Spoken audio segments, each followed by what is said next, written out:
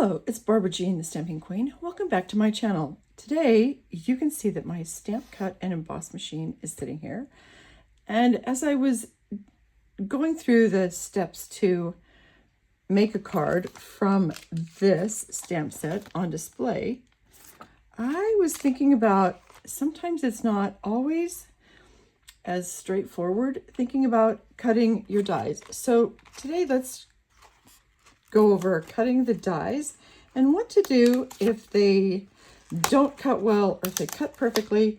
So I'm going to use this die, assuming I can get it off of the plate, and I'm going to show you what I do with these.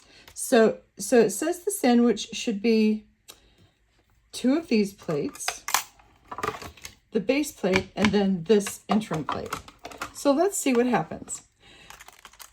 When I use a die like this, I don't want it to go through the machine straight. I want it to go through at an angle like this so that the first pressure can come to this corner and spread out as opposed to hitting this edge and trying to make the cut. So I'm going to take a piece of my cardstock that I'm going to use for this, and I'm going to cut it just at the right size for this die, so that then I can put it into the machine and have it just a little bit at an angle.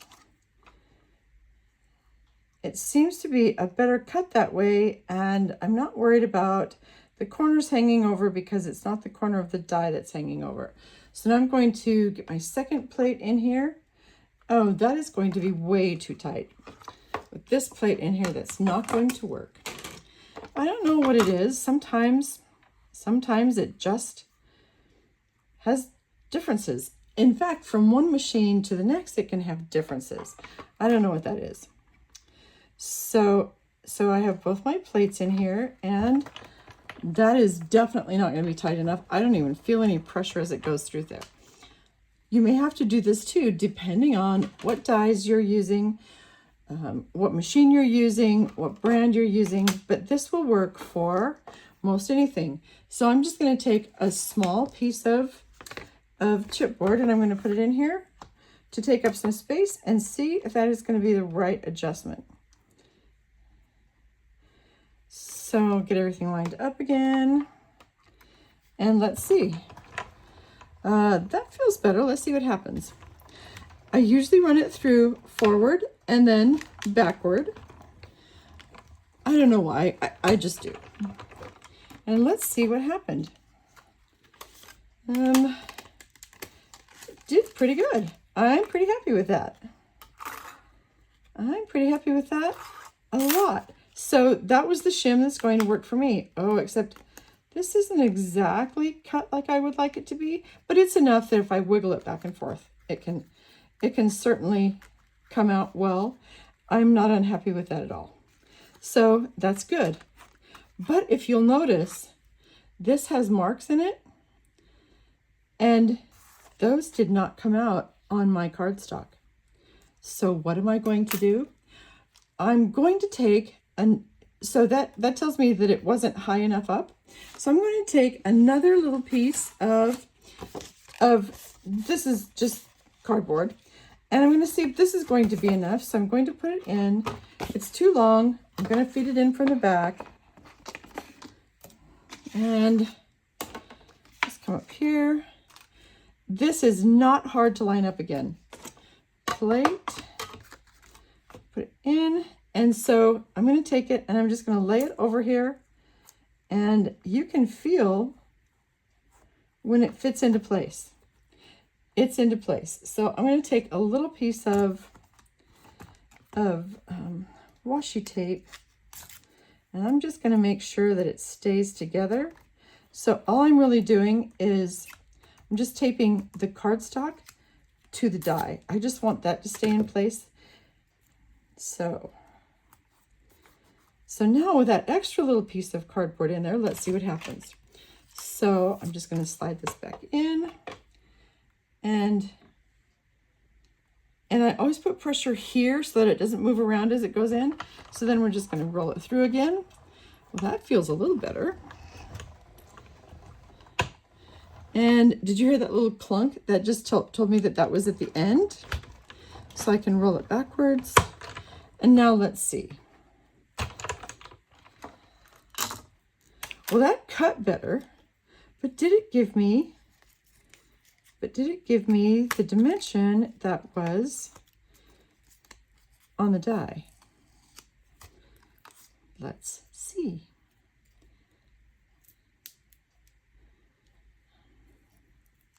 Me and tape just don't seem to be getting along today. So let's see what happened. Well, it's fitting in there a lot better. I have a little pokey thing I'm just going to poke it out with over here. Okay, I just used a little pin in there. And yay, you can see that there are marks in there. It's not what I want it to be though. So I'm just going to slide this back in here. And it's going to stay just like I want it to stay because it really fits in the die well. And I'm going to use a piece of cardstock. This is half a sheet of cardstock. And so I'm just going to put that in there and see if it gives me a better embossing in this die. So once again, I'm going to go through a little oblique. And we're going to try it one more time. So I'm pressing it here to hold it to the bottom plate. And here we go. Well, that feels a little better. It feels a little snugger. Snugger, I don't know if that's a word. And let's see what happens this time. Well, it's back in the die like it should be. It's fitting nice and snug. Let's see, I'm just going to poke it out again. I'm just using a little pin to poke it out with. And let's see what happens this time.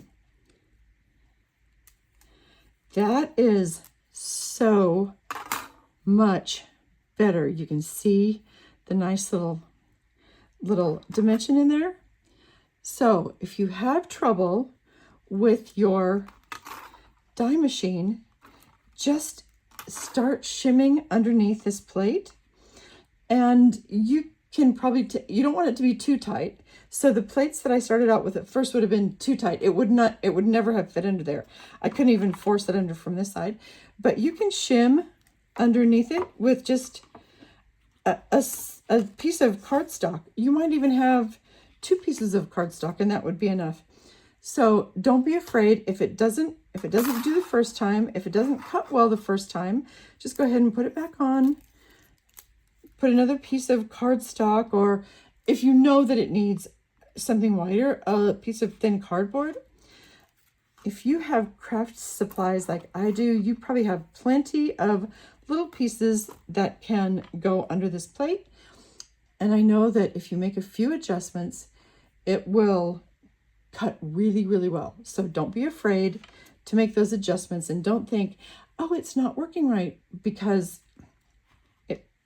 I don't know why. These machines, they're never exactly the same, 2 of them in a row. They always have a few little minor differences. I don't know what it is, but I just don't choose to worry about it. And I go ahead and shim it, take out plates, add plates until I get just the cut I want without having to force it through the machine. So try it out. Let me know what happens, how it works for you, and I'll see you in the next video.